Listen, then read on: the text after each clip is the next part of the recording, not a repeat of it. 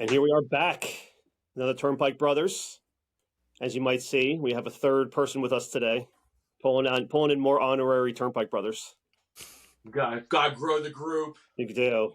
I think I've said previously we are like a cult, so we just kind of keep growing. A little bit. Yeah. Good term, I think. So this is Raj the handler, as you like to call him. He's the mom of the group. I'm the adult, if you will. Pretty much. Might be actually the youngest too in the whole group, right? No. Sean's the youngest. Is Sean younger than you? Okay. Yeah. He's 2 years younger than me. But okay. At the end of the day, usually if we're hanging out and stuff starts hitting the fan, I'm wrangling everyone together. That's true. Specifically one person, but we won't get into that. Yeah, no. So we have Raj on with us, Dan, because he came with us to Monster Mania. All right, Monster Mania 58, actually, according to my shirt. Oh, that's right. You're rocking the shirt. The Monster I am rocking the shirt. So every year they do sell a shirt for Monster Mania, specifically. So this one, I'll go over a little bit more, why it makes sense of who's on there and everything like that. But this is number 58. They do 2 in Cherry Hill, New Jersey every year. March and August. We try to go to every one. Dan, you kind of started this tradition. It was something you did. We talked about this in our Monster Mania one a year ago, actually, our March 2023 review. But you used to go all the time when you were younger. Kind of stopped when you came up here to North Jersey. Then you got me into it. You decided when you moved back down there, you kind of like brought it back up again. And then we kind of introduced all the other guys into it. So, yeah, it's kind of like the cult, the Turnpike Brothers cult. So we got the Monster Mania cult now. So we're just swarming everyone to Cherry Hill, New Jersey to check out all these horror things. Pretty awesome. Always a good time. Yeah, I've probably been doing it since like 2006. So, and I don't go every year, but I've been going on and off for that many years. So a long time. Yeah, so Raj, this was your second Monster Mania, right? Because you didn't go in August like we didn't, because you were at the Metallica concert, just like we were. Exactly. That's where Dan got to meet Kiefer. So yes, super jealous about that. Yeah, he was awesome. That's one of the coolest guests. And you remember when like these cons were nothing, and the guests were like, I'll be kind and say like C-list celebrities. yeah, they wouldn't get like a whole lot of big guests, but it made it cool because you could just walk right up to them in rooms, and like this now it's like it's not like Comic-Con big, but it's big where it's like you kind of do that like weird like convention shuffle around sometimes in certain areas. When I used to go, it was like I don't know, there'd be like 50 people in like certain areas, and you could just walk around, but because there was less people, you'd get not so big of celebrities. Once you get a lot bigger crowds, obviously more celebrities will want to come to your conventions. Even though they did have some decent people there, like Malcolm McDowell and stuff like that. Arlie Emery was at one. They'd always get like the big people, like what's his name? All the Jasons, all the Mike Myers and stuff like that. All the big horror people, I should say. Yeah, like Robert Englund's been there a couple times, right? At least, or like yes, he was there. He's been to so many, yeah. And he's supposed to be coming to the one in August. Yes, big buzz over that. I'm hoping to see him maybe. So that line is going to be absolutely insane. Yeah, we're in the Facebook group, and me, you, and Dan. I don't know if Raj follows it, but people are like freaking out in there about the tickets and are they going to be able to meet them and how long, and they're going to line up like hours ahead of time. It's going to be crazy. Yeah, they have regular tickets and then they got VIP tickets. They're VIP tickets, which gets you like a jump the line pass. And they have like over like, I don't know, like 200 of them or something. They sold out in like 5 minutes when they put it up. So yeah, it's pretty serious. So before we get really into the depths of Monster Mania, something we have to do since this is Raj's first time on the podcast. We got to give him the icebreaker questions, the Turnpike Brothers icebreakers. Yeah. Icebreakers! So we got 2 questions each. Okay. I'm Give a your little honest scared, answers, but Raj. Don't be You- scared. They're I, awesome. I don't know if you want my honest answers on some of these, but I don't know what they are. So let's see. Okay. Do you want me to go first? I'll go first in. Do it up. Okay. So first one is, since it's mainly about Monster Mania, which of course involves horror, I'm going to start with Raj. What was the first horror movie that you kind of, at least today, vividly remember that was your first one that you really enjoyed that got you into horror? That's a toughie. So honestly, Killer Clowns from Outer Space is up there. That has a warm place in my heart. I know it's a terrible movie, but that's got a warm place in my heart. So it would be that or The Thing. Now, The Thing I know is more suspense, but you have the visual horror, you have the transformations, the Cronenberg monsters, which at that time the effects were absolutely out of this world. Unbelievable, Out of this world for The Thing. Yeah. That was not intended.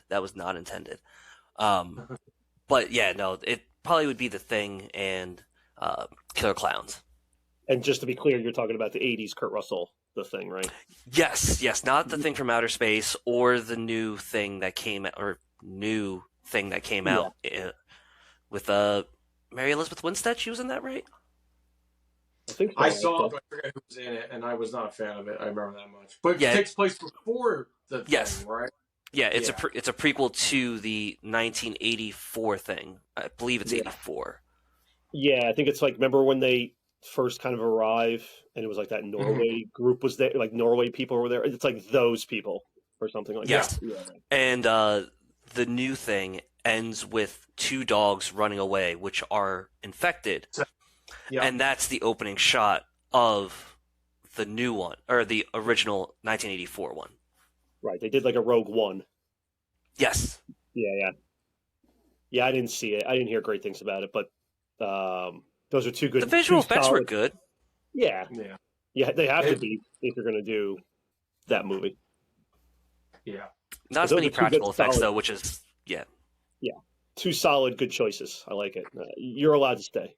So. Well, thank you. Depends on how he answers my questions. It depends if he stays. That's true. That's true. Go ahead, Dan. All right. So my first question here: what guest would you like to see at Monster Mania? You can give me like an unrealistic guess, like someone's like, no way they would ever do Monster Mania, and one that you think could be at Monster Mania. All right. So I have a selfish answer. I don't care for this actor at all, really, but I need a signature. I need Jake Busey's signature, and later on you'll see why. So Jake Busey would be fantastic, but if I had to pick anyone in particular, man, if they had the budget and it was large enough, having Kurt Russell appear would be amazing. I mean, he's in a lot of my favorite movies, actually, now that I think about it. He's in 3 of my favorite movies. The Thing. Right. Big Trouble in Little China. Oh, yeah. Escape from New York. Escape from New York. What about Escape from LA? Come on now. No love? LA was good.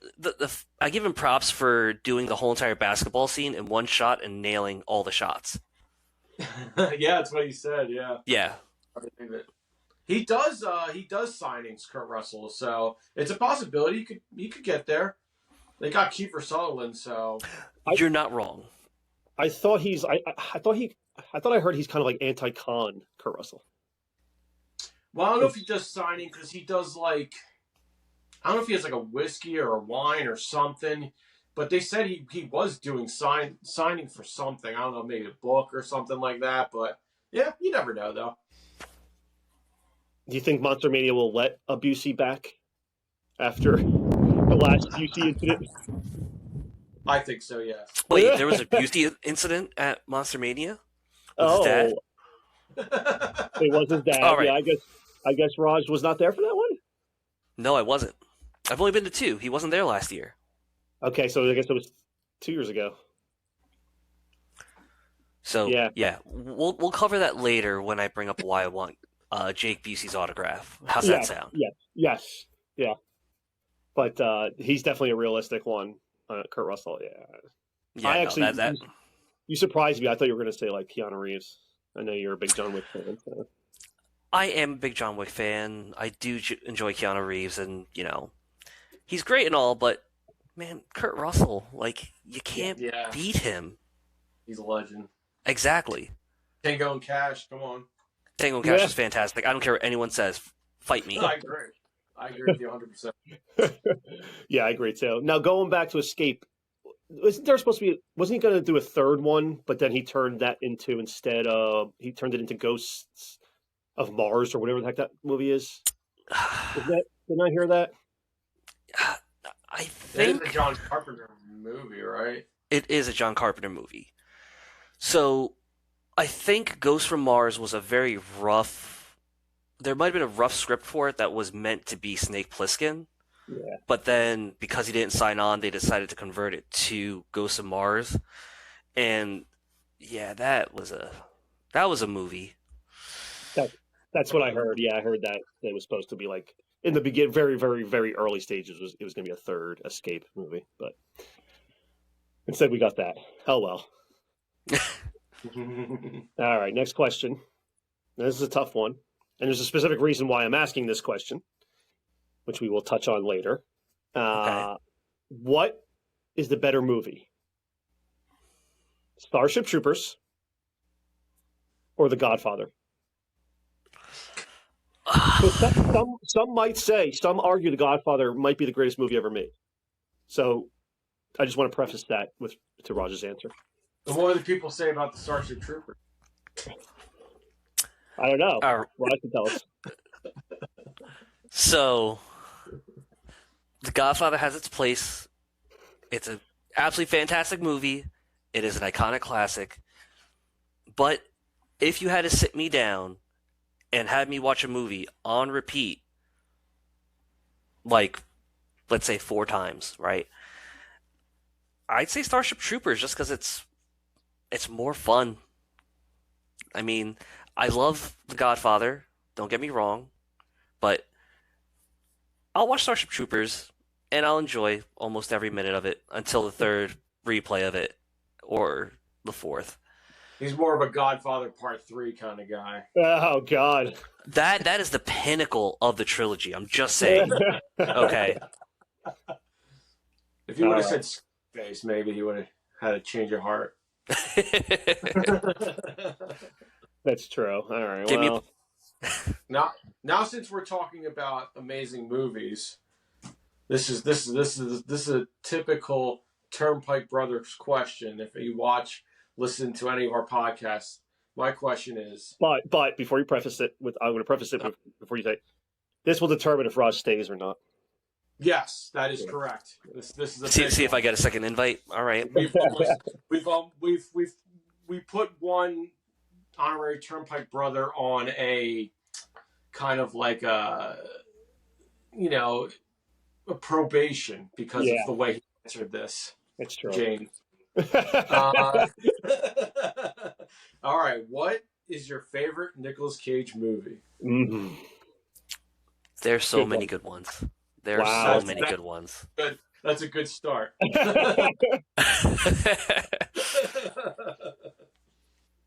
Face Off will always be up there in the top 3, in my opinion.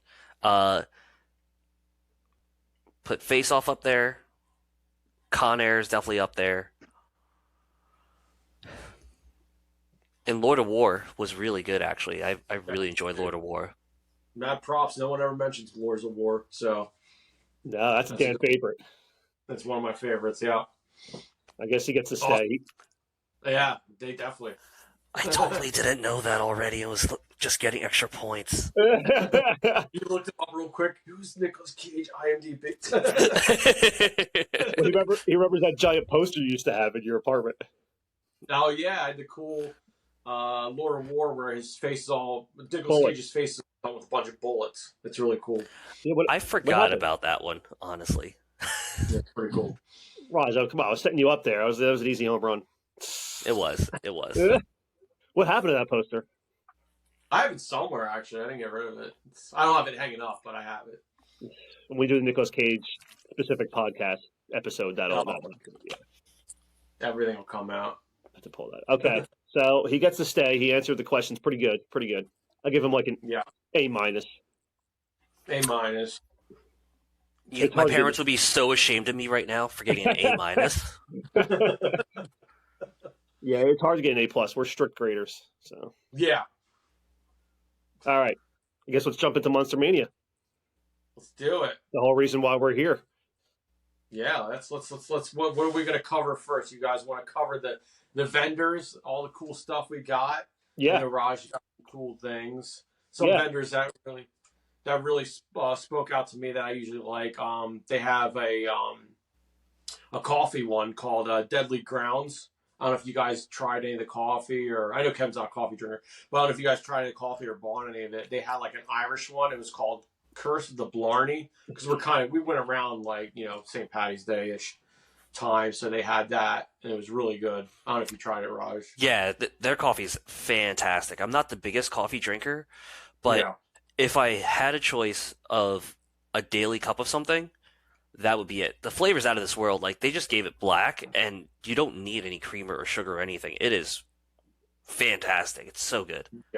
Yeah, it was good. Yeah, I did try it because Melissa brought it over, and I did try it, and I tried the Irish one, which she actually ended up buying, and she's been having for breakfast like every day since we got back. So I know that it didn't have the caramel on the outside, and it didn't have the whipped cream on top and everything. Like, I get it. That's right. I still was able to enjoy it, even though it didn't have all the flares. And I wasn't.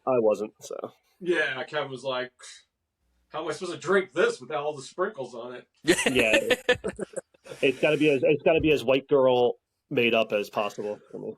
I clearly asked for extra whip. Where's the extra whip? There's not even whip on this. Do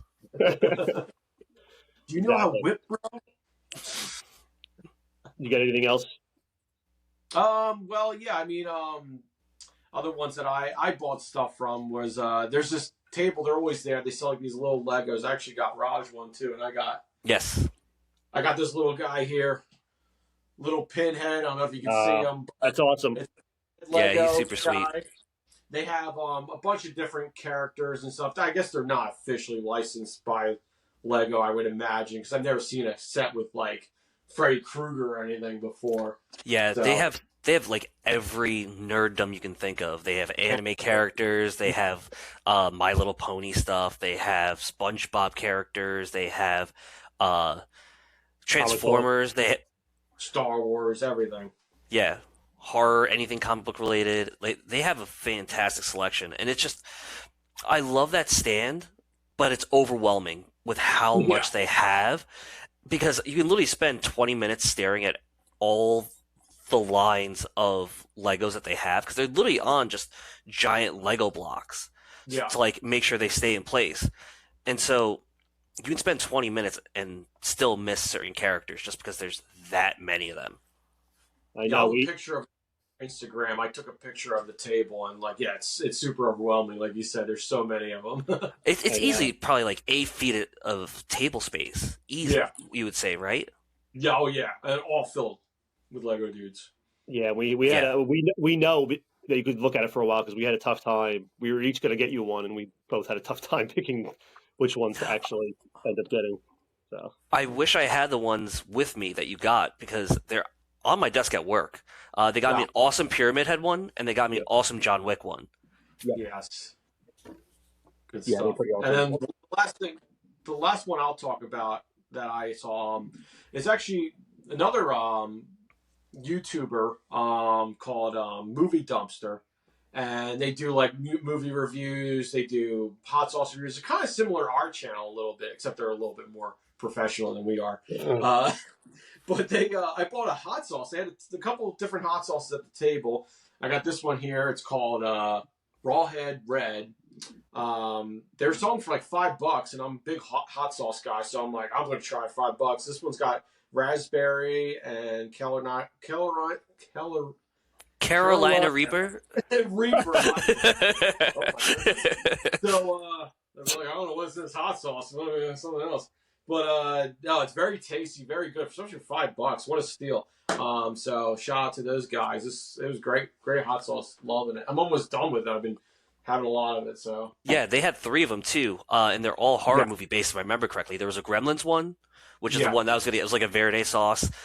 Which one was that one that you had? This one, I'm not too sure what it's from actually, but I don't know if that's the movie Rawhead Red. I don't think so. I don't know. I don't know what the creature is on there. It might just be some generic horror dude. Maybe. But yeah, I saw that, and I was for $5. I was like, it's probably not going to be good. And it's just a novelty type thing. But for next year's shit, I'm going to have to buy some. Yeah, no, it was very, very good. What's that behind you too, Dan? Over yep. Now you didn't buy that, but bust it out here. Get a close up, maybe we can get it without the. Oh, that's awesome. Yeah, so Mandy, based on the famous Wolverine cover, of course. Mm-hmm. I got that for my fellow Turnpike brother, and you'd enjoy it. Yeah, so this guy, he's awesome. I didn't get his name, though. I don't know if you got it. I don't know if he has it on here. But he does all these cool, like, alternative covers, so with horror things and some other movies and stuff like that. And he did, like, the book series, what was it?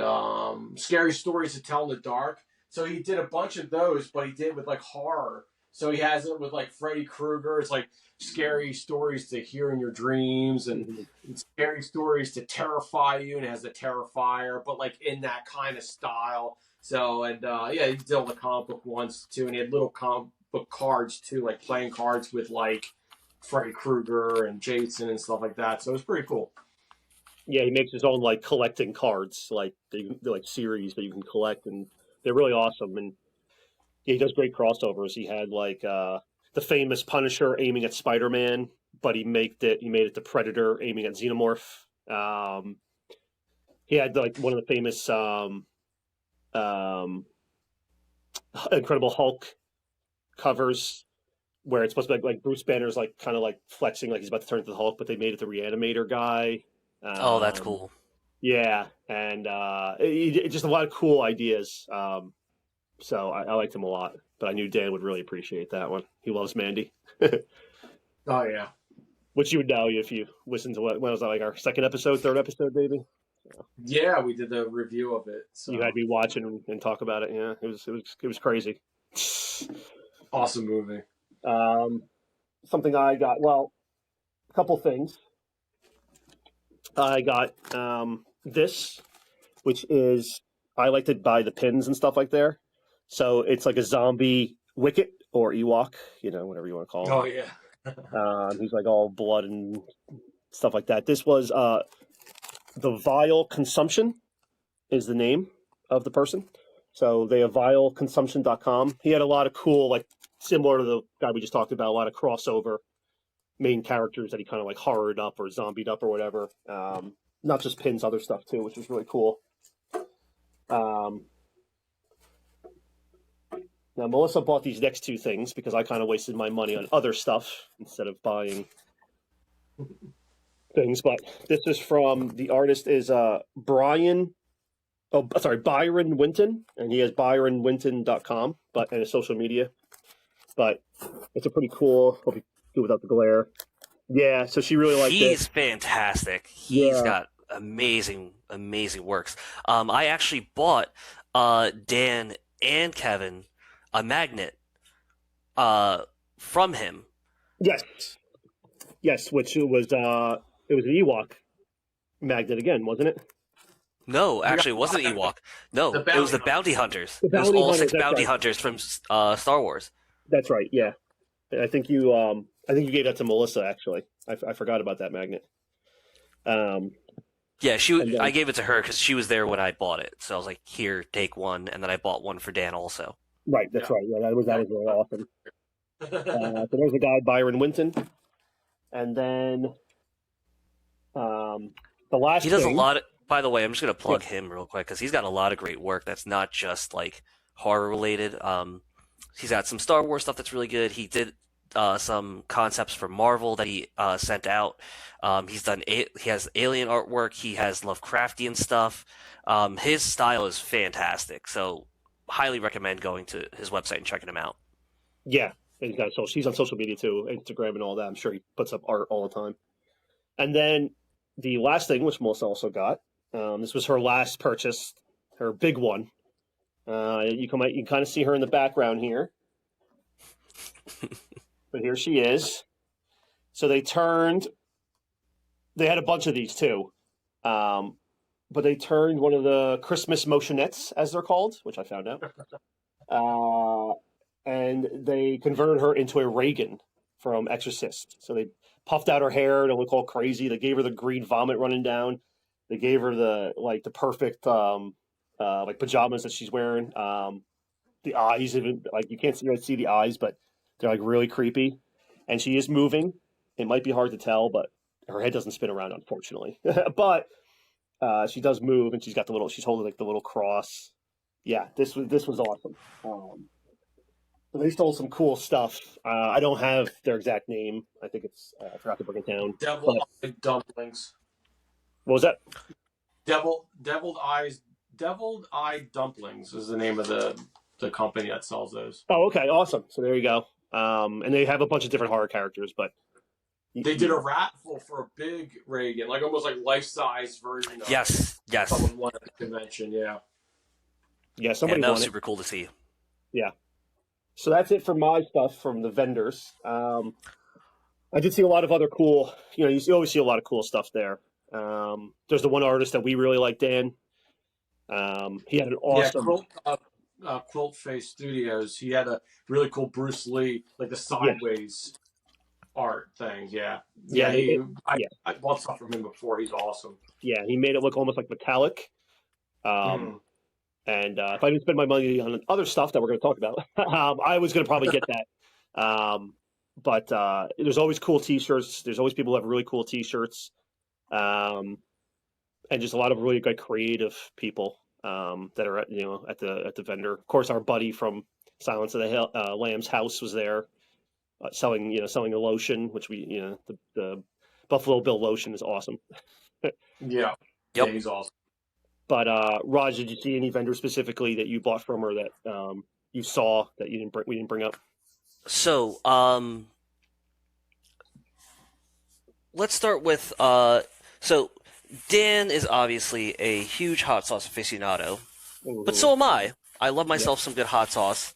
So there's a vendor that's there. He's usually at a lot of Jersey conventions, called Gemini Crow, and I got 3 hot sauces from them. I got their original. Nice. And the original is mainly habanero based. Then I also got the Jack the Reaper, which is pineapple and Reaper. Awesome. And their art is really cool. I don't know, lighting's a little weird, but you can see it. It's cool. Yeah. And then I also got their Verde sauce, Soulshine, which is mainly jalapeno, poblano, serrano, habanero. And these guys are fantastic. And for the price point on these, it's awesome. I think I got all 3 of these for $25. It was $10 for these 2, $5 for this, and it's awesome. Yes. So I love Gemini Crow, and I discovered them last year actually at a industrial goth music fest. Went through all their sauces, absolutely love them. Was going to order online, and then he was there, so I'm like, sweet, awesome. I'm just going to pick these up. I'm also a big fan of pins. Problem is all the pins are up in my at work on my desk. There's one of my pins. Yes, my Fry and Bender pin, which I left at Dan's house. I think thank you very much. I think I bought 12 or 14 pins overall. And then got a couple shirts. Actually, before I get to the shirts, there is one vendor there that I love. I don't remember the name of the table, but they sell a lot of, I guess, B movies on Blu-ray, and they do special pressings of them too. And I mean, I think collectively one of our favorite Terabad movies is Miami Connection. Yes. And they had that on Blu-ray, and I had to buy it. I bought that last year. When I was at the vendor hall, I was only there for one day. They weren't open at the time. I guess the guy might have been running late or something, but it wasn't open. And by the time we left, he was up and running, but I didn't get a chance to see him, so I couldn't pick up anything. But I think one of our friends did pick up something, at least 2 movies. I think Bob picked up the dinosaur movie with Tammy the T-Rex. yes. Yeah. He didn't actually. No? He changed his mind, and we need him here to tell us what the name of those guys are. He knows them, but Yeah. They're no, fantastic. He decided against it. Yeah.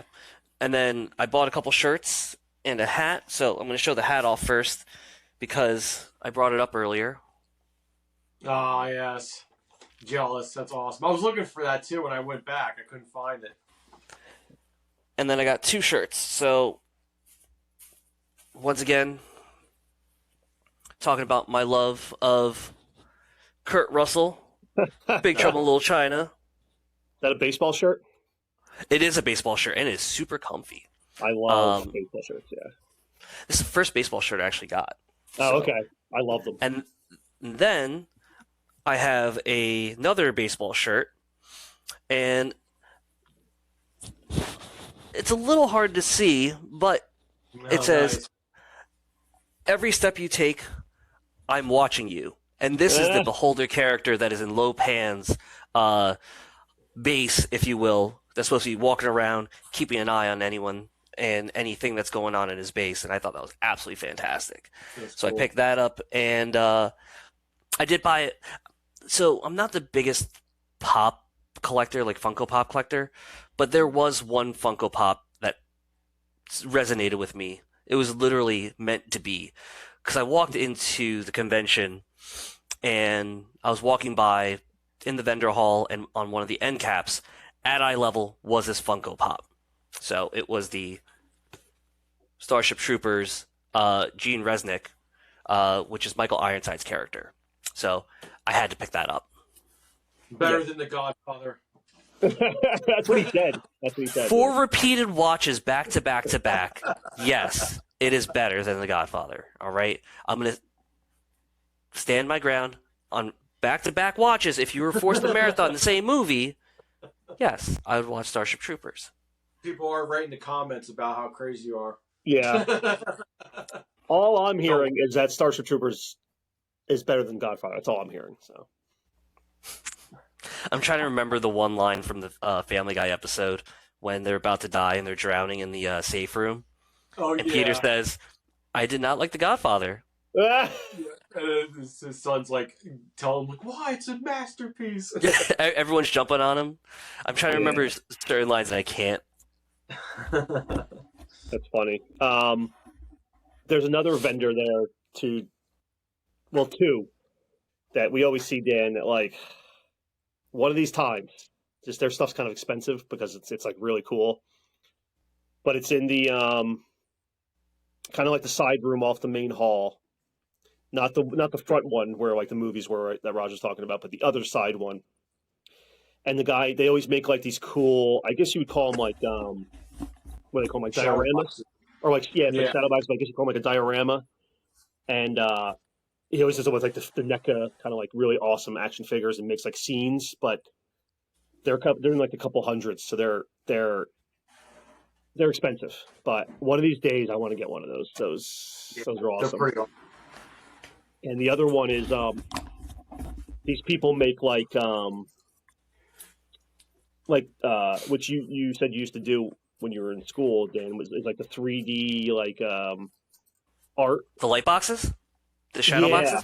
Yeah, and actually, speaking of art, one of them was of Art the Clown, which was awesome. Of Yeah. I know which booth you're talking about. Yeah, they're fantastic. They're super cool. Literally this booth right here, the Christmas one for the new movie coming out. That was really cool. So those are two cool things. I'd love to like get their stuff, but they're kind of expensive. Oh, It's and the guy who expensive. makes the critter, the guy who makes the little critter. Oh yeah. It looks like a legitimate critter. One of these days. So. I also forgot that I bought this too, which. Oh yes. Oh, Kiefer. Yep. Yes. Lost Boys. Holds my work badge. It's fantastic. That's awesome.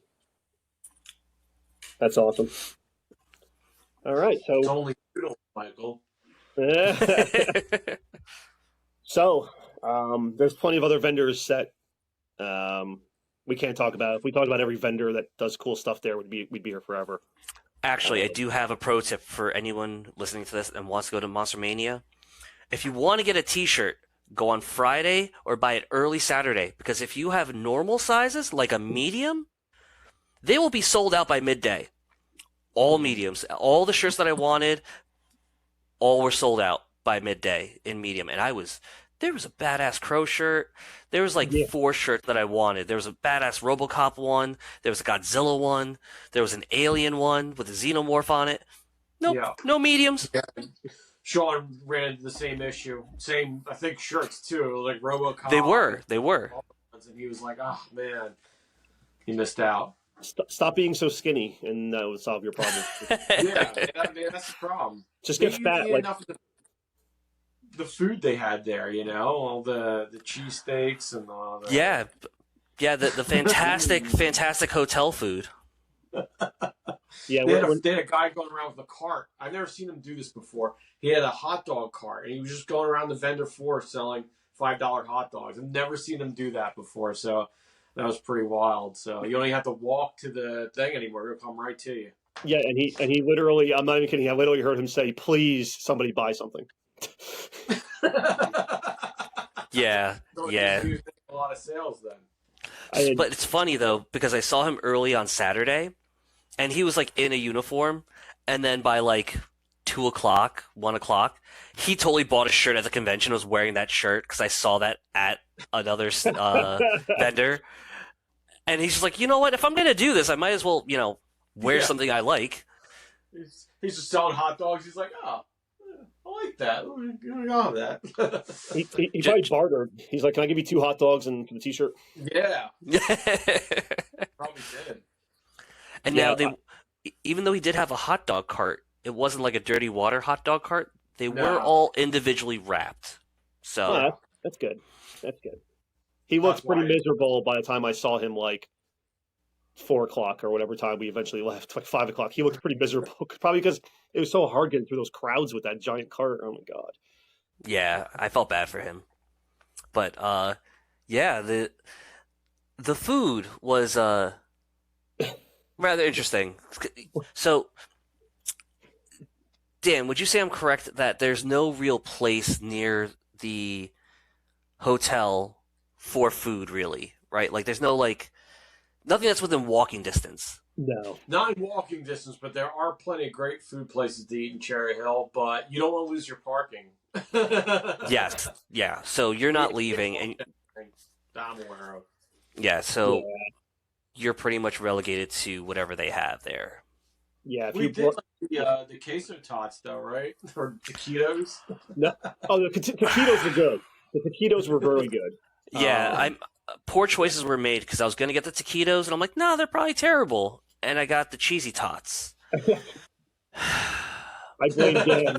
We had the same thing, and I was like, I had the taquitos in my hand, and Dan's like, oh, they got cheesesteaks, and I was like, oh man, yeah, you're right, and I put the taquitos back. Bad choice. Cheesesteak with whiz. Lots and lots of whiz. So at least they had that going for them, because, I mean, it's not a proper cheesesteak unless it has whiz on it. I'm sorry. I'm a whiz guy. That's funny because Dan, who's the South Jersey guy, he hates the whiz. He likes the real cheese. Yeah, I don't like whiz. I usually do American or provolone on my cheesesteak, so not the whiz.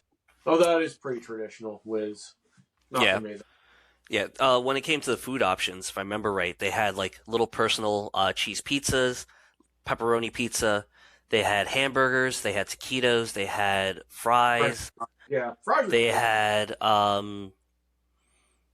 They had drinks too. They had $5 beers and stuff like that. So they had some reasonably priced. Even the food wasn't too expensive. I mean, yeah. Oh, and they had the food hamburgers. If I didn't was. say cheeseburgers and hamburgers, they had that too. Yeah, I did get one of those on the second day we were there. High school cheeseburgers. Yes, Legitimately. So I was the only one out of our group that bought the cheeseburger. Everyone else had either gotten cheesesteaks or the personal pizza.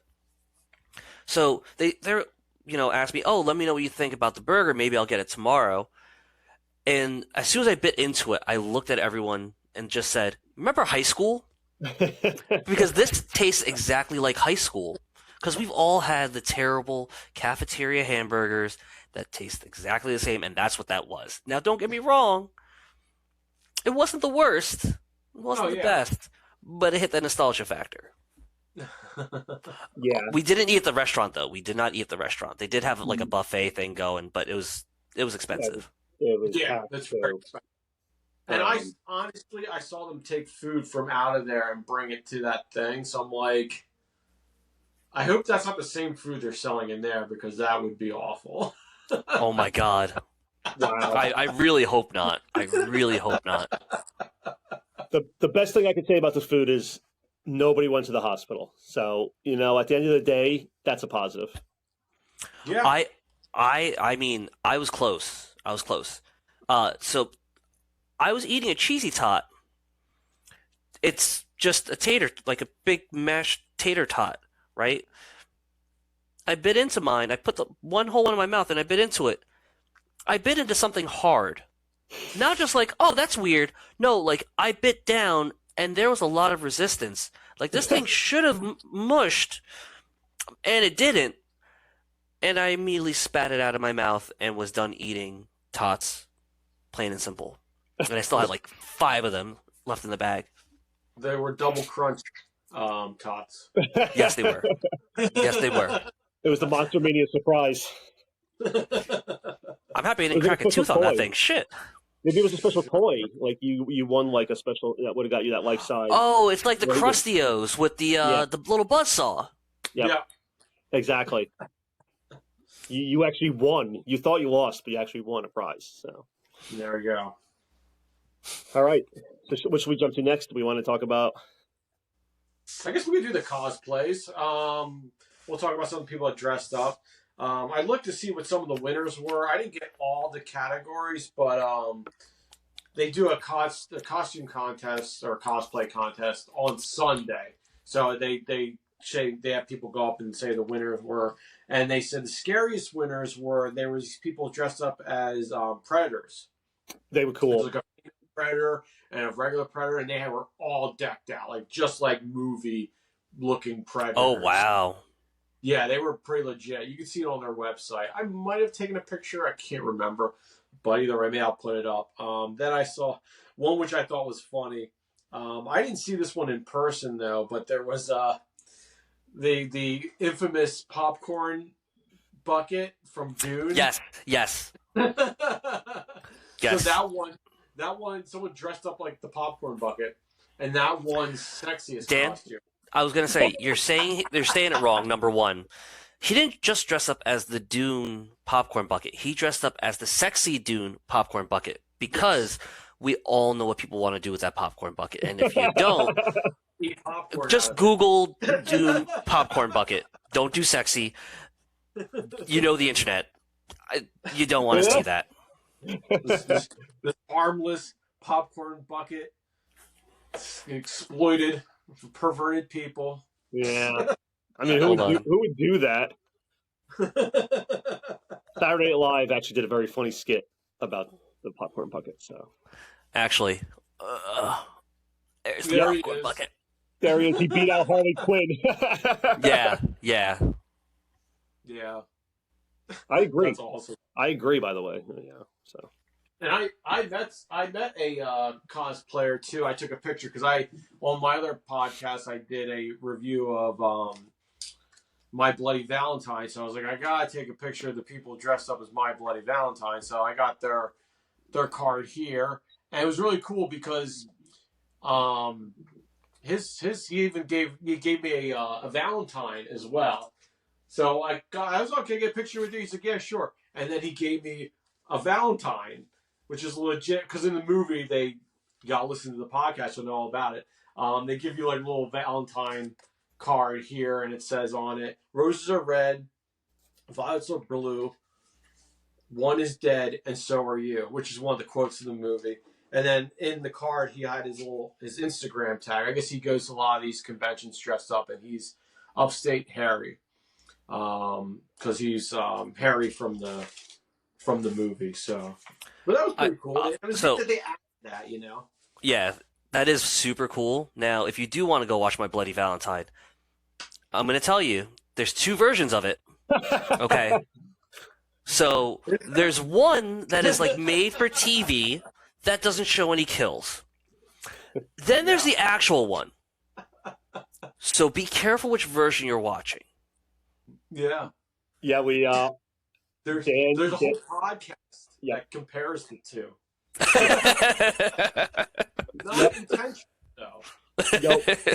And you can hear Dan's disappointment as he hears the kills that he did not see. Yeah, I went into it not knowing that, and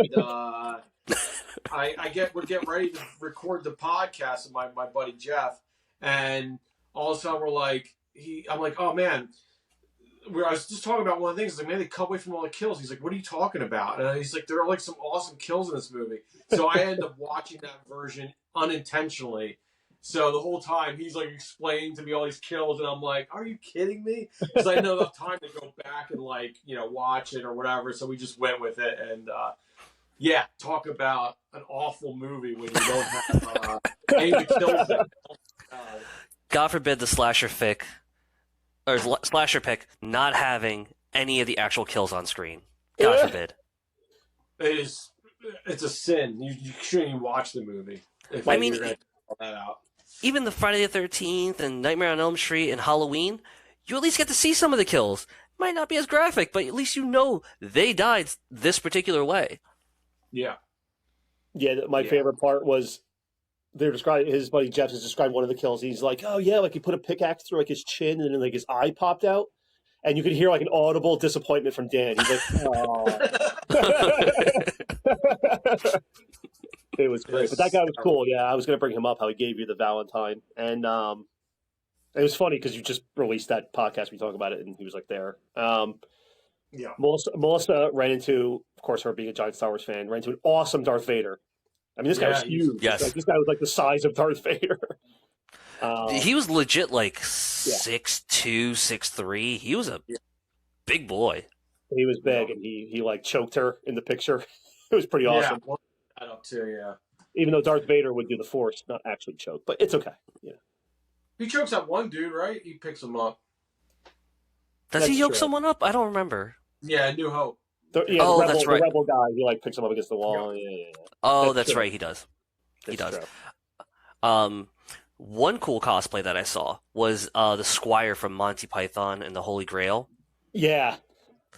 He also had a little cart with him that had random props depending on who was around.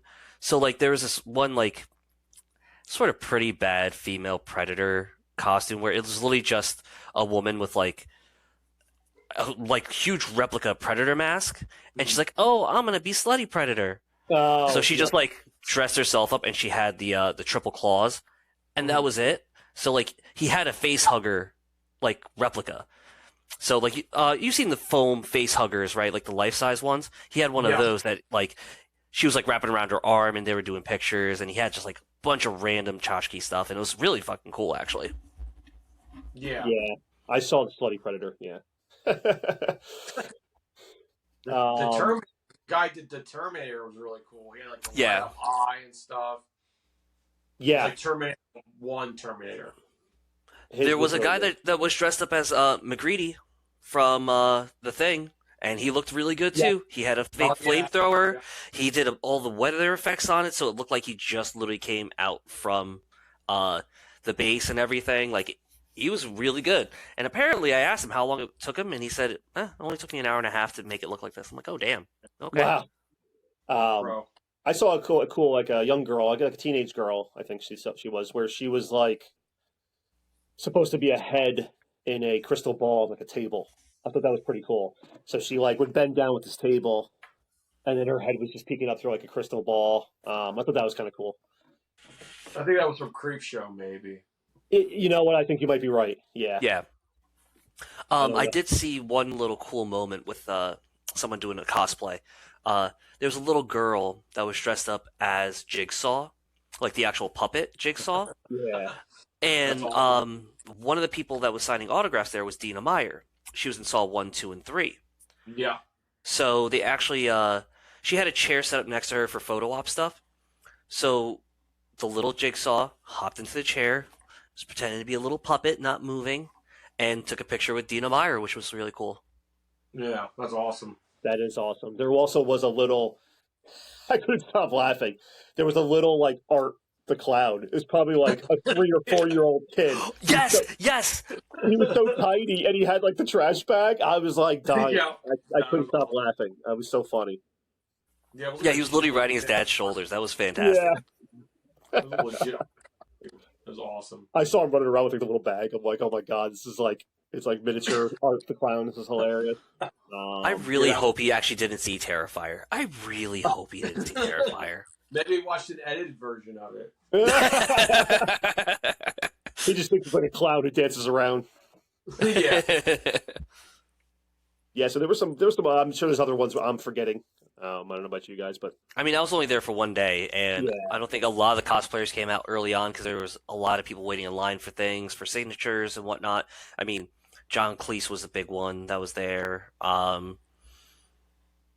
mean, I think he had him and Sam Raimi. They both had the longest lines. And, Sam Raimi's line was absurd. Yeah. and Yeah, his was. and it's a good segue. I guess we'll get into our celebrities and who we met and who else was there that maybe we didn't meet. But since Raj mentioned it, on Saturday, the first person I rushed to. So Dan rushed to Sam Raimi's line to try. Wasn't very successful because, as Raj said, the line was humongous. Obviously, a horror legend, horror icon. And then, of course, directed all the first 3 Spider-Man movies. So even non-horror people are like really into him. There's a lot of Spider-Mans. But I ran to the myth, the legend, the man, John Cleese. And Bob went with me, and then Dan eventually jumped off Sam Raimi's line and came over and met John Cleese instead because we were actually up far enough that we could. So there's Dan's with the John Cleese with the Muppets. You know, Monty Python is one of my favorites. He had another show called Faulty Towers, which not a lot of people know about, but he wrote that with his wife, well, his then wife, and she plays one of the waitresses. And it's like they run like a hotel, and it's just hilarious. And he's like angry Faulty all the Towers time. Yeah, is fantastic. It's definitely a British comedy. The humor, if you don't like British humor, you're not going to enjoy it. But Yeah. it is hilarious. Like there's so many good scenes in that. There is. There's a great German episode, which is actually hard to find Yes. now because Yes. I don't want to get into it, but It's not very PC now. Right, Leave it at that. Exactly, but it's hilarious. So I had to meet him. He's 84 years old. To me, he's like a legend in comedy. Because I'm Jesus, 84? Yeah, that's why I was like, I had to sacrifice some other people because other people are a little bit younger. He's getting up there. I don't know how much longer he's going to be doing this. I mean, even when you see him walk, you can tell he's having trouble walking these days. So, and all the photo ops, it looks like he had to sit down. Some of the photo ops I saw later on. So, I had to get him. He's a legend in my book and for comedy.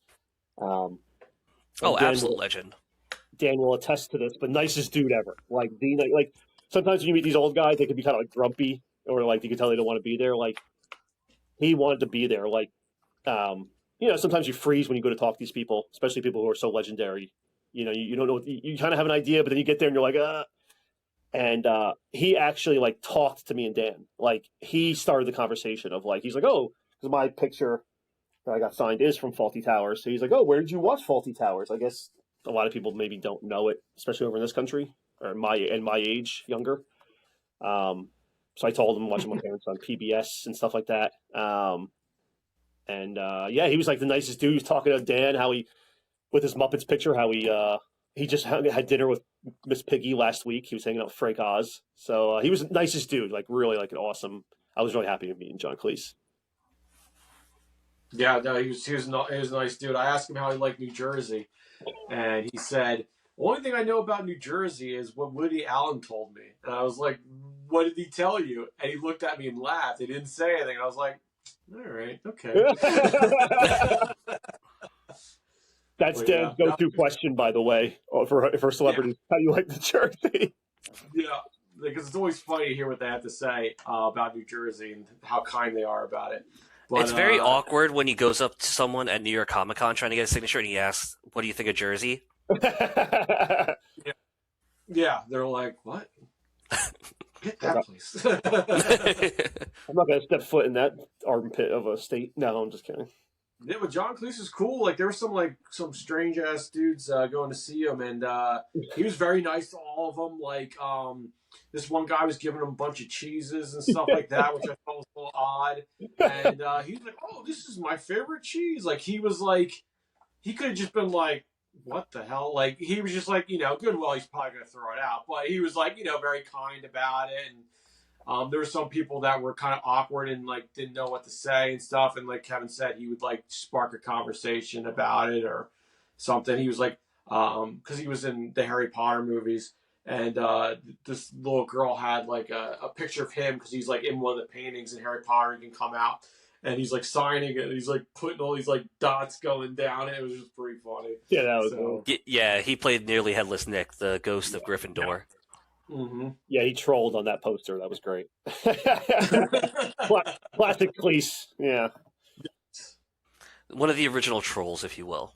Yes. Yeah. So, and then, yeah, go ahead then. Sorry. There's one person I'm going to talk about till we go to Raj because he's got an awesome story about. I got to see my boy here. We got there early. Knock all my stuff down over here. We got there early on Sunday because we knew this guy's line was going to be insane. So I got my boy here, Chucky, Brad Dorff. Got to meet him. Also known as Worm Tongue for those who aren't horror fans. Yes. Yeah, he's in. He does the voice of Chucky in all of the Chucky movies except the remake they did with Mark Hamill. We don't think about that. Terrible. Yeah, it's not a terrible movie, but we can't replace the OG Chucky, But he's another one, awesome guy, very nice. Same thing. There was people, calling up to him. You could tell they were like didn't know what to say, and he's just taking his time with everyone, be very nice. I asked him what his favorite role he's ever played other than Chucky, and he laughed. He's like, "Oh, other than Chucky," and he said his character from One Flew Over the Cuckoo's Nest. And I also asked him if he ever ad-libbed any parts. We were able to ask him questions. It was cool. And I asked him if he ever ad-libbed any parts in Chucky, like any of these classic lines. And he's like, no, sometimes they let the recording go, and I would say a couple of things. But for the most part, like, I just followed the script. It's a very good script. A lot of funny stuff. The director had me say, so he's like, I just kind of kept it with that. So, and his daughter was there as well, and both of them were add-ons too, because originally, which we talked about on the other podcast, we were supposed to have what's his name, Warwick Davis. Warwick Davis was supposed to be there, and he had some family obligations; he could not come. So then, last minute, they got Brad Dorff and his daughter Fiona Dorff. They had both of them come to the convention, and she looked like she was having a really good time. They were both in the same room, and you could hear her like laughing and like really getting into it. And then on the website, I was checking out some pictures and stuff because she did a lot of photo ops, and they're having like these really funny photo ops with her. And she's like, they're doing like the prom picture. Yeah. The awkward prom picture. Yeah. Yeah, they're really doing like the thing where they're like looking at each other. Like she's doing all these funny picks because I mean her character in the show itself is supposed to be kind of goofy. It's supposed to kind of be like a Chucky type character because he like inhabits different bodies and stuff. But I thought it was awesome that she was there. She seemed to have a lot of fun with it, and yeah, they're really cool people too. And yeah, it was awesome to meet them. So little known fact about Brad Dourif, his birthday is March 18th, which happens to coincide with one of the three of our birthdays. My birthday. Me and him have the same birthday, so that's awesome. You guys the same age too? Yeah. Close. We're close. Yeah. You know. Okay. Yeah. The Hollywood life takes a lot out of you, and since I'm not in Hollywood, I mean, I age well. I age well. That's right. But as Dan was saying, his daughter seemed like the coolest person ever. Like she just seemed like a really cool person. I was kind of like, wish I had enough money to go maybe get her autograph too and meet her because she just seemed like hilarious. But yeah. So I'm not as big of a Chucky fan as Dan. That's like one of his favorite horror characters. So I went with Lord of the Rings, as Raj mentioned before, Wormtongue. Anybody who didn't know that Chucky was in Lord of the Rings, now you do. He was the guy that kind of was like working for Saruman, who was Christopher Lee, who was like brainwashing one of the human kings. So I actually had him, he would write quotes too. And I had him write his quote of when Gandalf first shows up. And he says, late is the hour when this conjurer chooses to appear. And he's talking to the king, who he's kind of like brainwashing, but you don't know that quite yet, but you're just kind of like, wow, this king has a weird right-hand man. This guy's kind of like strange, but he's really good at playing these creepy characters. So I thought that was pretty awesome.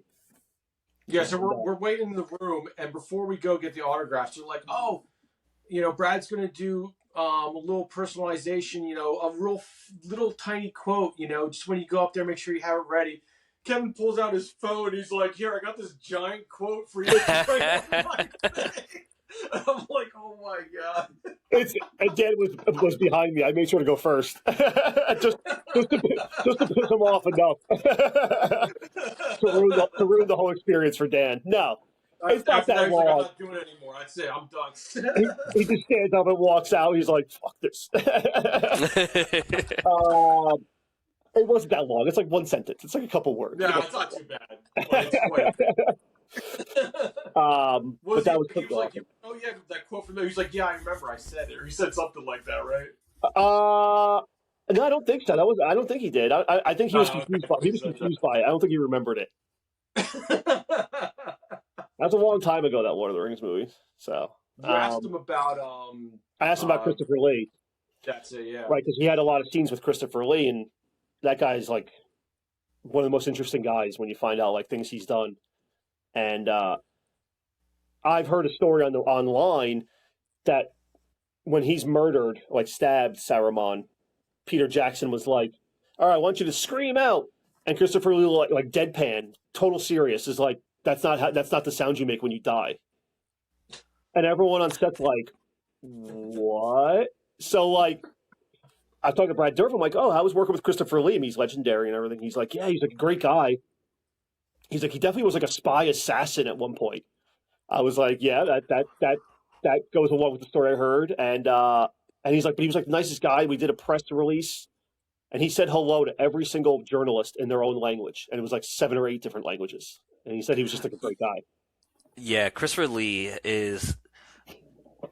The story behind him is absolutely out of this world. He is so number one, yes, he was a spy. He was a British spy in World War II, and he did a lot of operations in the war. He knew probably like 12 different languages, fluent in like 8 or 9 of them. Mm-hmm. They also say that the writer who came up with Bond when he was still novelizations and was just a work of fiction in books, was very good friends with Christopher Lee and actually based James Bond off of Christopher Lee's exploits in World War II, which, I mean, speaks about what kind of guy he was. I mean, direct descendant of Charlemagne, expert sword fighter, actual proper expert sword fighter. He was in a metal band.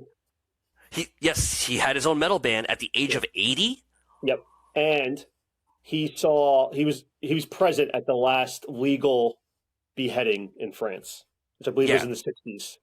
So, yeah. crazy. Heck of an icon. Heck of an icon. He is. It's unfortunate you never get to meet him.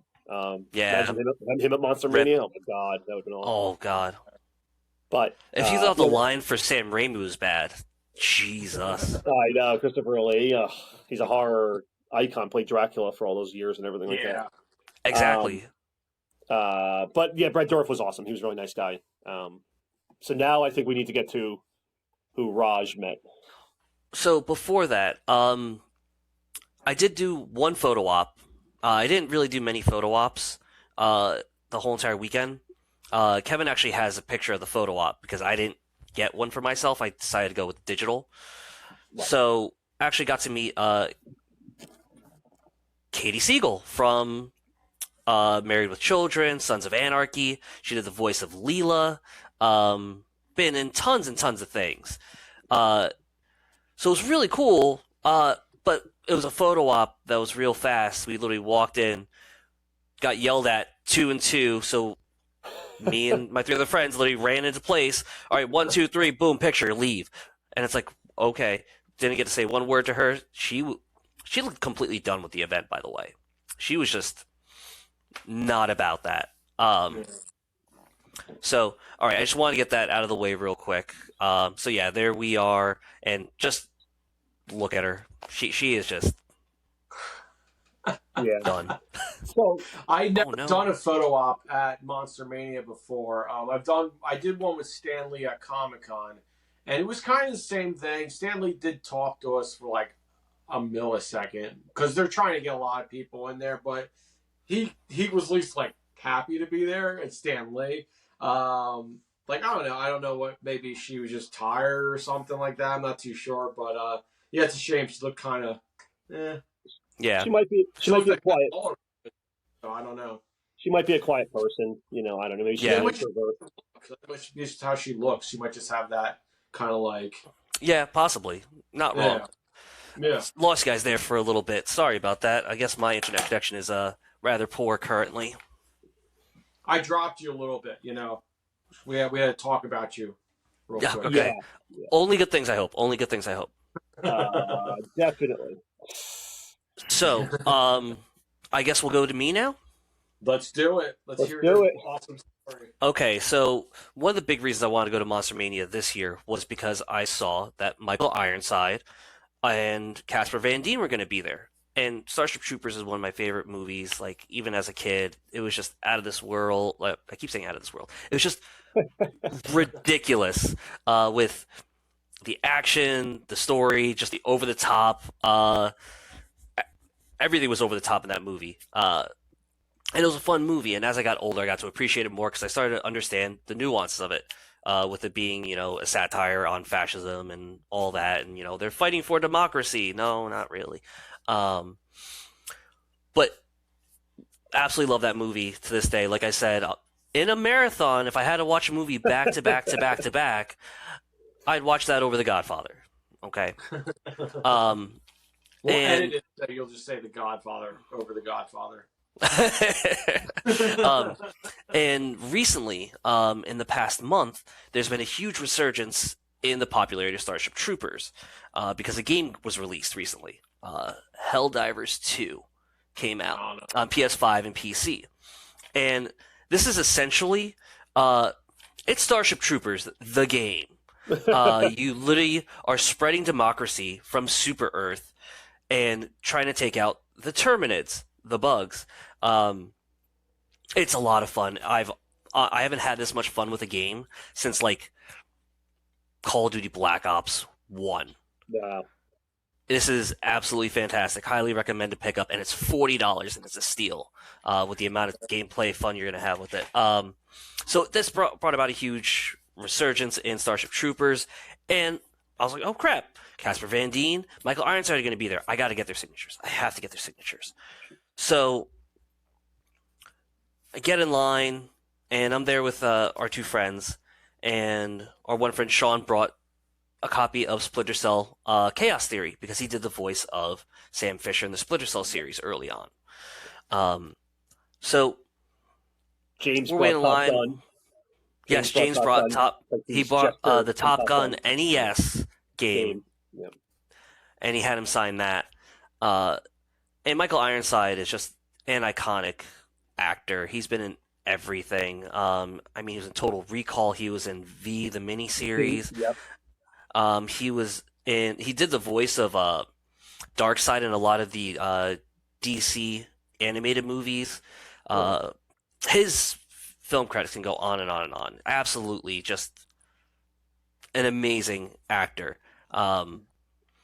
So I'm looking around, and everyone brought something for him to sign, or whatever person they want to see had something. And I was like, oh, I'll get like a printout of Johnny Rico and Resnick, right? His character, or Razkick. I can't pronounce his name correctly. I'm terrible at this. So I was gonna get a picture of that. By the way, so.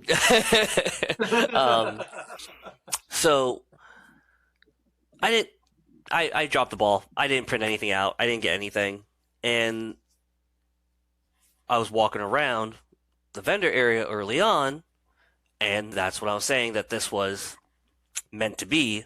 So I had him sign this, which I'll show you in a moment. So we get to the front of the line, and like what Kev was saying earlier about, you're thinking about what you're going to say to these big celebrities, right? Like, you're sort of like mentally prepping yourself, like having the one-sided conversation, when you're have a bad argument with someone and you walk away, you're like, shit, I should have said that instead. It was sort of like that moment, right? So I'm sitting there, I'm trying to think of like what I can talk to him about, and I'm blanking, right? And I don't get starstruck very easily. I mean, I can pretty much talk to anyone for the most part, I would say. So I get to the front of the line, and I got a lithograph that I had him sign also, which I'll show off in a moment too. So go up there, put down both of them, get a signature for two of them. And so he sees the Funko Pop, and the first thing he says is he looks at me, looks at the Funko Pop, looks at me and says, "You're not going to put this up your ass, right?" And I'm like, "Excuse me?" And I'm just dumbfounded. He's like, "Yeah, don't put this up your ass. This isn't a butt plug. Because if you put this up your ass and you try and pull it out, the head's going to get stuck." And I'm like, "What? Excuse me?" And so he just stops what he's doing, inspecting the Funko Pop and the lithograph, and he looks at me and he says, "Did you know I was on the very early seasons of ER? Yeah, I played one of the doctors that was like in the background, or like a secondary doctor. And I had a really good friend who was a doctor also. So I was looking to him for some inspiration and looking for stories from him. And there was one story in particular that he told me. It was his first year at the hospital, and mind you, he stayed at the same hospital his whole entire career. So it was his first year at the hospital, and a patient came into the ER, vibrator straight up his ass, got stuck. went to his colon, went into his small intestine, got stuck there. Hate when that happens. When they took the X-rays, you could actually see the vibrator was moving still in the X-ray. So my friend doesn't know how to handle the situation. It's his first year, so he goes to one of the senior doctors upstairs and says, "So what can we do with this? How are we going to get this out?" And the senior doctor tells him, "Wait for the batteries to die." So they waited for the batteries to die, and because it was in his small intestine, they had to cut open the small intestine, take it out, sewed him back up again. So then I went to the writers of ER and asked them, "Hey, do you think we can put this into the show?" And they said, "Absolutely not. We cannot put this into the show." That's why I don't like that show. I knew it.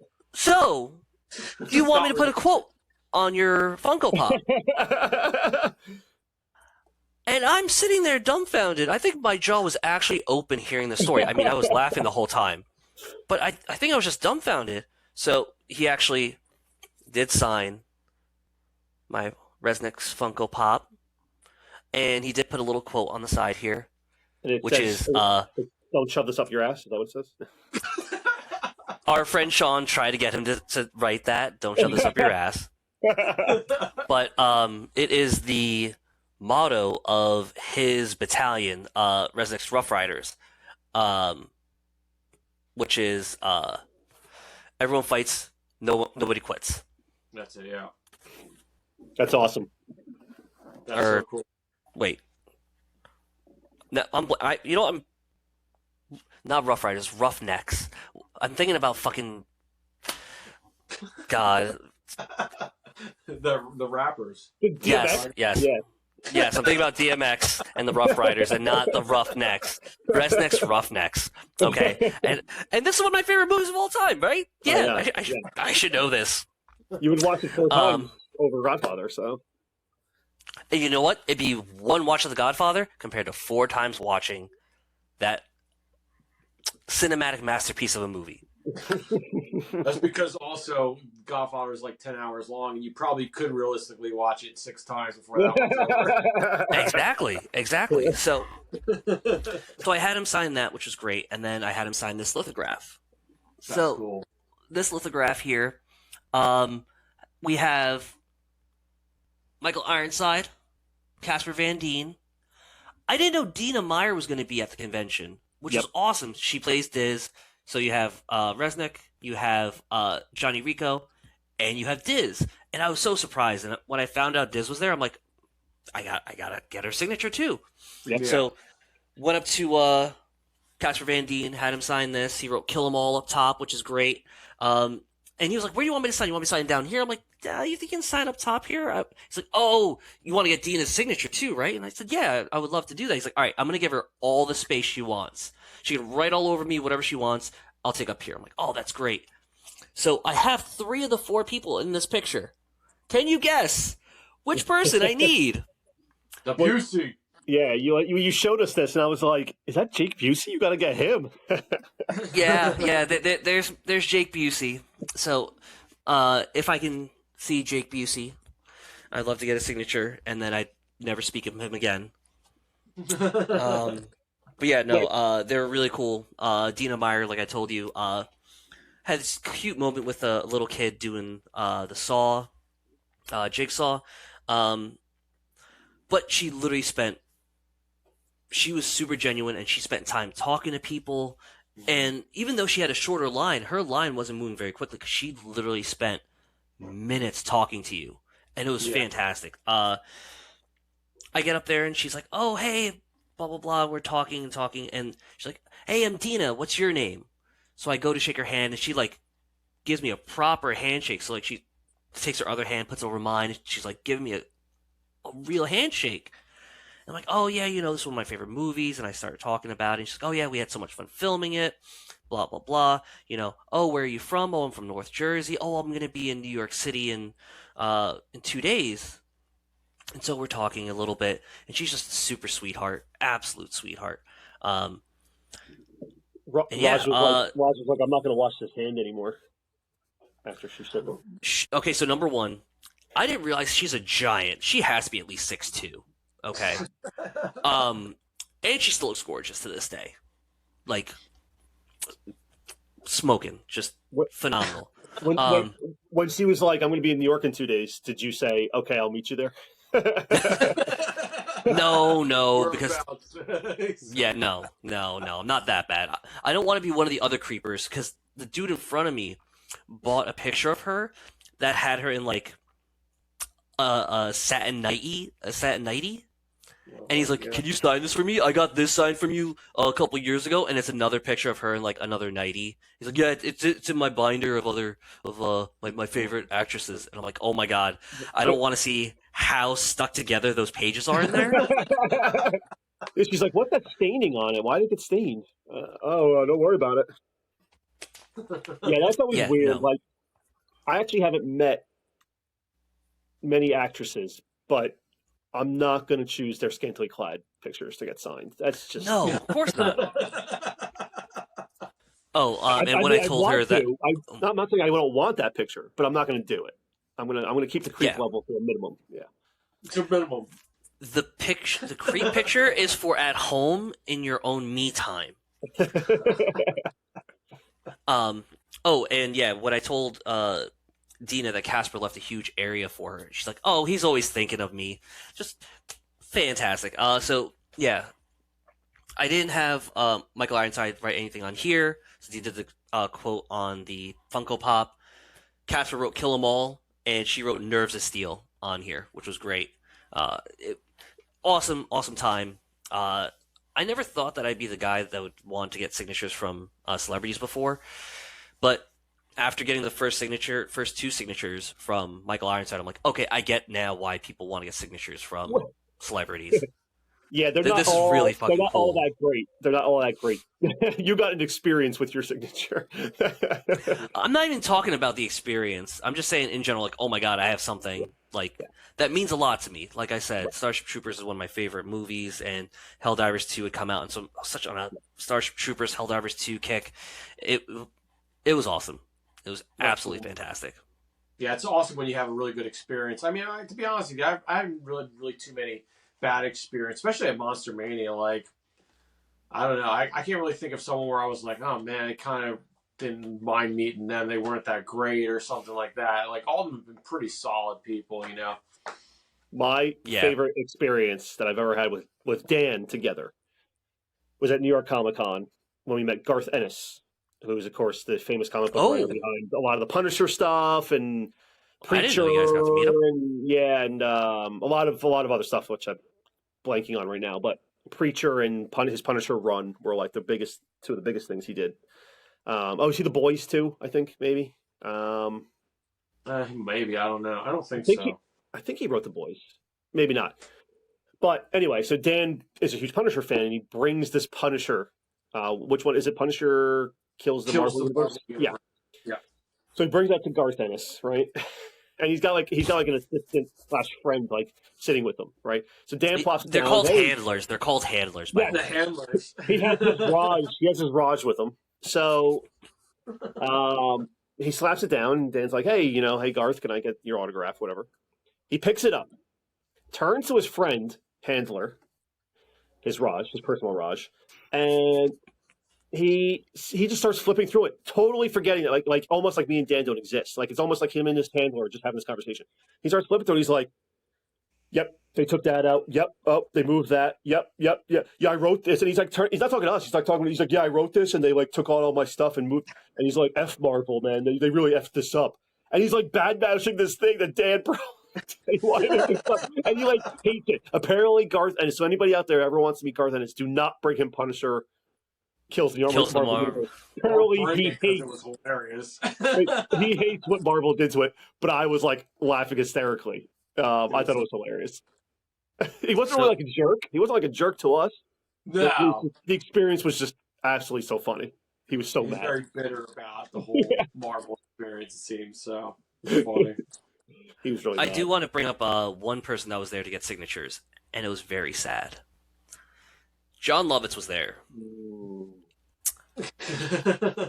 So, John Lovitz, was really big in the 90s. He had The Critic, so on and so forth.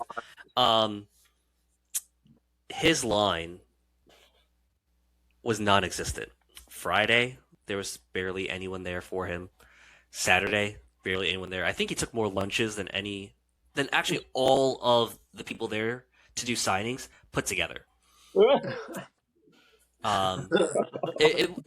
It was depressing, like, because everyone else, like, literally in this huge tent that they put up, everyone had a line of some type, whether it was 3, 4, 5 people deep, or 30, 40, hundreds deep, like for Sam Raimi, that stretched into the actual convention hall. He had no one, and it was a sight. Yeah, you always feel bad, like, sometimes you're like, should I get an autograph just to make them, like, should I do it? I was very tempted to just walk up and be like, hey, you know what? I feel bad. And then I realized how much I spent on those 4 signatures. And I still had stuff to buy. And I'm like, it's not that important that I get a signature. I'm okay. Yeah. And it's not like he was like $10. He was probably like, what, 50 or 60? So it's like, yeah. No, couldn't justify that. Surprisingly, me and Dan kind of saw this. I think Raj, you might have been. I think you were getting your Starship Troopers signatures at this time. So they have, when you first walk in, they have another little side room where they put autograph people. Sometimes this is where we met all the Terrifier people, and Katie Seagal was in there, and she really like you kind of. We kind of expected like she might be busy. Like she has like nobody either. Like she really didn't have a big line. I don't know if we just caught her at a time where she didn't have a line, but that surprised me. That really did, like I understand she's not horror at all. Yeah, but even then, Sons of Anarchy, Married with Children, Futurama, these are shows that people grew up with, right? Yeah, like it was weird. Literally grew up with Married with Children, and then Futurama, and then to Sons of Anarchy. Like, yeah, she's they've had Sons of Anarchy people there before, and they've had crazy lines. Like even the guy that was like Tig, like I mean, he's a big character, but not like one of the main characters. Right? He had like a huge line. It's like. Yeah. Isn't she like one of the biggest characters in Sons of Anarchy? I haven't watched the show at all, so I don't know. She is. She's the mother. She's like one of the lead characters. Yeah. Like her husband's the writer and creator of the show. Like, although it is weird because doesn't she get into a lot of weird situations where she's like being like taken by a lot of people? And it's funny enough. He puts himself in the show, and he gets himself into very similar situations.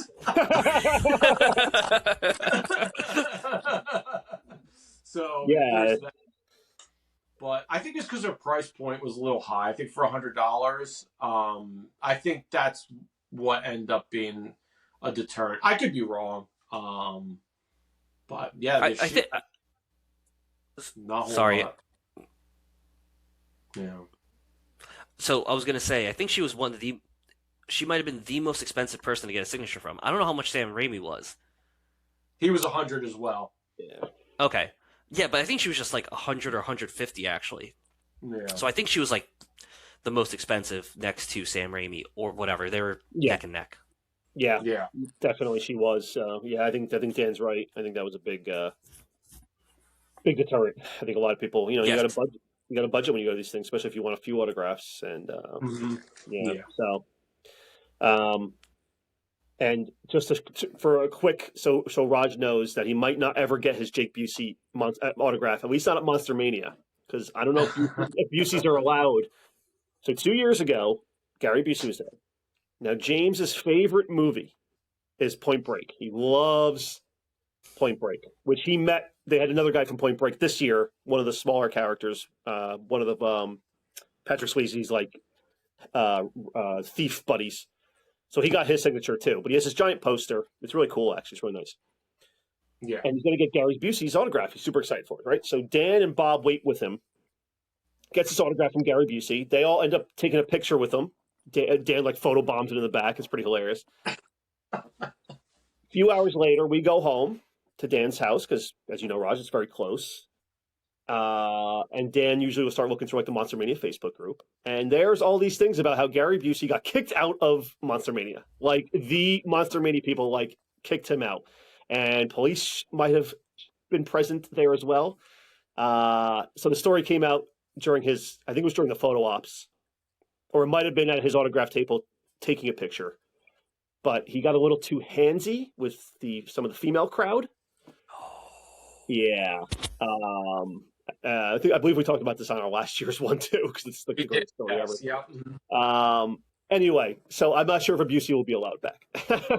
Yeah, no, I understandably, like I said, I know I'm probably never gonna get Jake Busey's autograph, but that'll be like the holy grail for that picture there, which I need to get framed, by the way. But that would be awesome. I hopefully you get a chance. You never know. Yeah.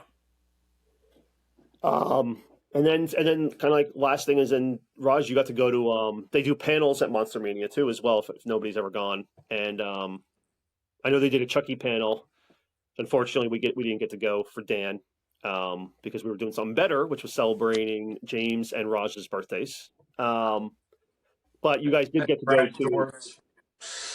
Yeah, that's right. Well, if we knew it was Brad Dourif's birthday, we could have invited him too. Yeah. But Raj did get to go to a Starship Troopers panel, which all three of those people went to the panel and talked about the movie. Me and Dan weren't there, so how was that, Raj? Was it pretty cool? Or? It was awesome. There was a lot of cool stories that were being told. I mean, Dina didn't get a chance to talk as much. Casper had some time to talk. Ironside ran the show, though. He definitely was the one running the show. He had a lot of stories. He actually opened up with an interesting personal story. Not as interesting as the vibrator, but so I didn't know this about Michael Ironside. He's an absolute huge sci-fi fan, like just him himself. His family used to go to a sci-fi book club when they were younger, and they were really good friends with the Herberts. And Frank Herbert, who wrote Dune, they were actually really close to them. So I don't think I told you guys the story. No. So he started off the panel saying, everyone here needs to do themselves a favor and go see Dune 2. It is one of the most fantastic sci-fi movies that's come out. It is so good with everything. You owe it to yourself if you're a sci-fi fan to watch this movie. And then he moved on from there and said that his brother had passed away 2 weeks prior. And, sad moment. Okay, where's he going with this? And he was talking about how they had the sci-fi book club back in the day, and they got to know the Herberts very well, and he met Frank a couple times. But apparently, they were gifted something by the Herberts. Michael Ironside was talking to his brother's wife and said, if you find a red shoebox that's closed with duct tape, do not throw that out. You need to save this and hide this. Turns out that his brother and him own a manuscript of the book before it was published with chapters that were unreleased. Oh, wow. And he never plans on ever giving it to anyone else. It's going to stay with him and his family, and that's it. So that's a crazy thing to hear. Yeah. Because Dune is such an iconic piece of sci-fi, right? It is like one of the pinnacles. Like you have Dune, you have Star Wars, you have Star Trek. That's like the Holy Trinity, if you will. But the panel itself was great. There was a lot of good questions that were asked. It was a lot of fun. There was one story that Michael Ironside told that no one on the cast knew about this happening. So when they were filming the movie, they were filming it in Nevada, and Nevada's hot as balls. They're in these giant Velcro suits the whole entire time, trying to stave off heat exhaustion. There's a scene where Resnick dies. Spoilers if you haven't seen the movie. It's old. There's no statute on this. So he's being pulled out of a bug hole, and when he does, his whole entire bottom half is missing. So Rico's pulling him out, and he's dying, and his whole bottom half is missing. What we didn't know was that he was sitting there in that hole for multiple takes with like the fake blood and everything, and like the special effects, whatnot, like the green suit underneath it. He literally suffered heat exhaustion. He shit himself, and also had a heat welt on the top of his head. Oh my god! Because he's bald, so he had a heat welt that, like, as soon as he was done filming that scene, he immediately went to the hospital and was at the hospital being treated for dehydration, heat exhaustion, and all that. And by the time he was about to leave, the heat blister, they had to pop it. So, yeah, not a fun time. But it's funny to hear he shit himself on set. And no one knew. Now, when you watch the movie, you're going to be like, oh, wait for the scene where he shits himself, guys. Here it comes. Yep. Little did you know that blood there isn't actually his blood. That's his shit. That's dedication. That's dedication right there. Yes, that is true dedication. Once again, Dina was the most soft-spoken person out of them. Now, mind you, this was only a 30-minute panel, which was sort of sad because they had a lot of cool stories that were coming out. And they talked about their favorite scenes and their favorite moments and how the director was pretty much very, very to the T. There's no there's no deviation from his storyboard. He's a Right. storyboard director. Whatever's in the storyboard, this is how it is. This is how it's going to be shot. And you never talk back to Paul at all. And it was just, this is what it is. And there were times where Michael would go and be like, you should shoot it this way, and would walk away. And then Paul would then go and decide, all right, let's shoot it this way. Yeah. And then never tell anyone. Yeah. Okay. How true or not that is a different story. But Yeah. the panel was great. There was no seating left in there. We were literally sitting on the floor Oh, wow. in the panel. Yeah, that was really fun. That's cool. Yeah, we've done a couple panels in the past, like Terrifier and all the Jasons. Yeah, so Yeah, I was with you guys for the Jason one last year and the Terrifier one. Yep. Which was really cool. Yeah, we did a Dexter one for Dan because he's a huge Dexter fan. So yeah, they're always cool. It's just they're so short, and you kind of like want to hear them keep talking. But I'm glad you had a good time and got one of your favorite movies. You got to have a really cool experience. So yeah, that pretty much wraps up Monster Mania 58. Well, I guess I don't know if it's 59 because they might have another one in between. But the next one's up in August, and we'll I plan on being there. I know Dan does. I don't know if Raj will be, but hopefully. Obviously, we can. I currently do plan on being there. Cool. Gonna have some Clive Barker, the creator of Pinhead and Hellraiser, and some other stuff, and of course, and apparently one of his this is going to be his last go around of cons. Apparently, he said he's not going to be doing them anymore. He wants to concentrate more on writing and stuff like that. He wants to come out with like more books and stuff like that. So he said this is going to be his last tour of cons. So it'll be the last time to possibly meet Clive Barker, which is he's a pretty cool dude. Wow, that's pretty awesome. Yeah, and then of course Freddy Krueger's going to be there, like we said. They just announced William Shatner's going to be there. They just announced that. Yeah. So that's pretty cool. If you want to meet William Shatner, I mean, he's 90-something years old, so now's the chance. I mean, you have two chances, actually, because he's also going to be a Chiller. He is going to be a Chiller, which is this horror one up in here in North Jersey in Parsippany. And he's going to be there for one day. Monster Mania, he's doing 2 days, I believe. So now I'll show off the shirt a little bit more now we talked. So it's supposed to reference Army of Darkness cover, right, Dan? Yep. And we got the Black Knight, of course, which is John Cleese. We have a sexy Peggy Bundy holding onto his leg.